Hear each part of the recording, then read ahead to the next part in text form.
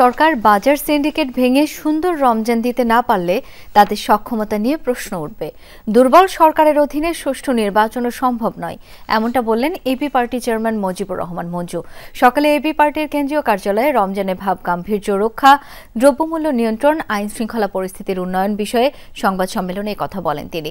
বলেন, যারা বাজারে সিন্ডিকেট করে তাদের আইনের আওতায় আনতে প্রয়োজনে অপারেশন ডেভিল হান্ট শুরু করতে হবে। সরকারের জন্য এই মাস একটা বড় পরীক্ষা, মন্তব্য করেন উপদেষ্টা। বলেন, দেশকে অস্থিতিশীল করতে পতিত স্বৈরাচারের যারা জড়িত তাদের খুঁজে বের করতে হবে। এ সময় যানজট নিয়ন্ত্রণের আহ্বান জানিয়ে আগের যে কোনো রমজানের তুলনায় ভালো সময়ের প্রত্যাশা করেন তিনি। রমজান আসলে একটা চক্র সক্রিয় হয় যে কিভাবে দ্রব্যমূল্য কৃত্রিমভাবে বাড়ানো যায়।